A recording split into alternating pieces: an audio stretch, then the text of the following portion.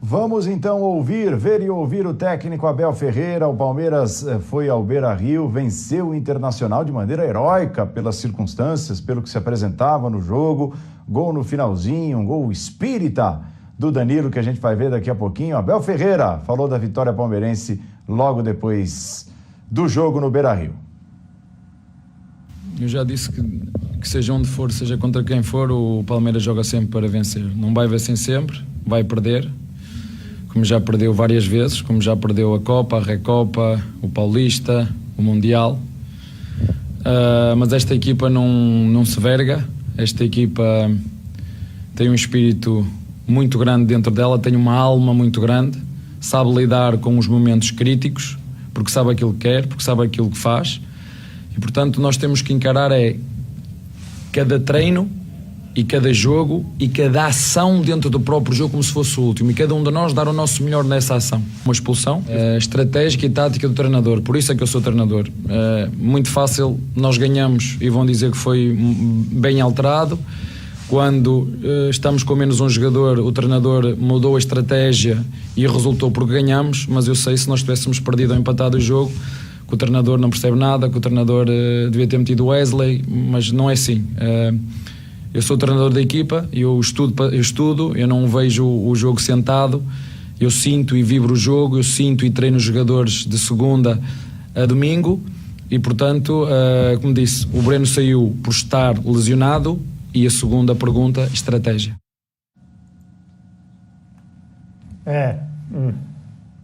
Diga, André.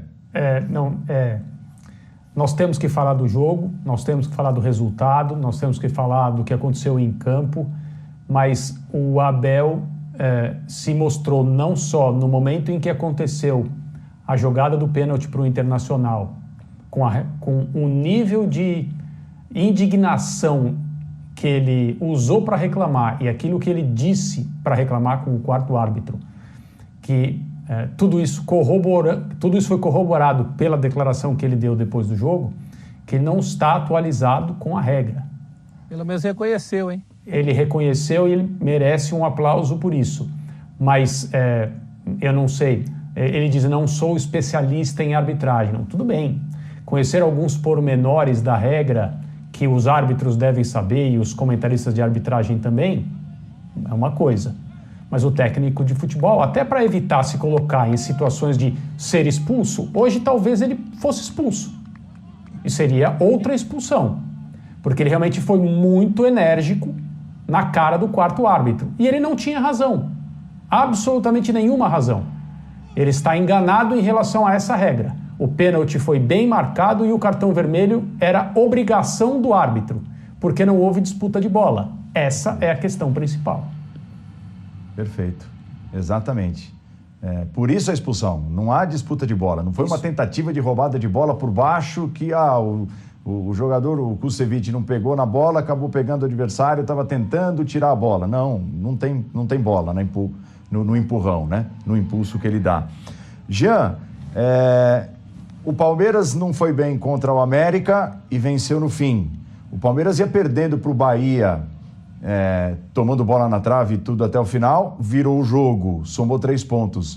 O Palmeiras somou hoje 2 pontos, porque tinha 1 até o final, somou 2 pontos que pareciam impossíveis, né? Pelas circunstâncias do jogo e tudo mais, pelo que foi o segundo tempo principalmente.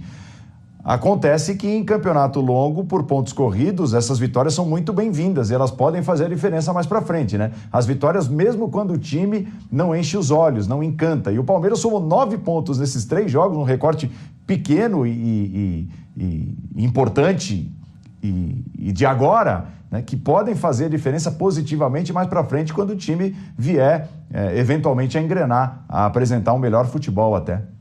Sem dúvida, Paulo. E essa é certamente a vitória mais pesada de todas essas, né? Pesada porque o adversário é um adversário que, teoricamente, está no campeonato para brigar na parte de cima da tabela. Pesada porque é fora de casa. E pesada porque o Palmeiras tinha um jogador a menos quando consegue o segundo gol. Então, acho que de todos esses pontos conquistados no final aí, esses talvez sejam os mais valiosos. É claro que matematicamente todos valem a mesma coisa, né? O empate que vira a vitória no final são sempre 2 pontos nos jogos que você citou. Acho também que contra o Juventude o Palmeiras teve um placar bem mais generoso do que foi a partida. Mas hoje, até ao contrário do jogo contra o Juventude, ao contrário do jogo contra o América também, eu acho que o Palmeiras teve uma etapa do jogo muito boa. Os 30 a 35 minutos iniciais do Palmeiras foram muito bons. Não foram 35 minutos dominando o jogo, com posse de bola, mas foram 35 minutos ali com o Palmeiras muito mais ligado, com o Palmeiras roubando bolas na frente, criando as oportunidades. O Internacional não conseguia produzir nada, e já no final do primeiro tempo o Palmeiras baixa ali suas linhas e dá o espaço para o Internacional pressionar. O que se imaginava no segundo tempo é que a coisa pudesse mudar até por ordens do Abel e tudo mais.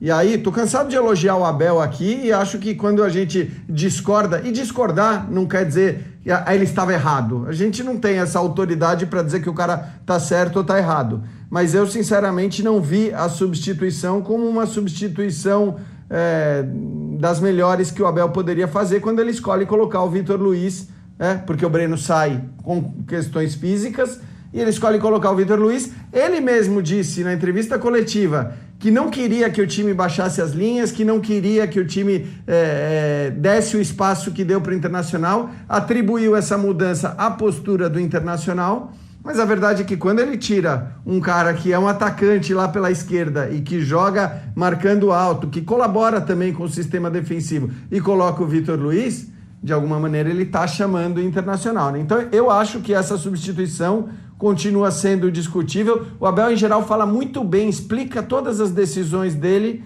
mas nessa ele se limitou a dizer que foi uma estratégia dele e porque ele vê os treinos e tudo mais. Ele não explicou tecnicamente como costuma fazer.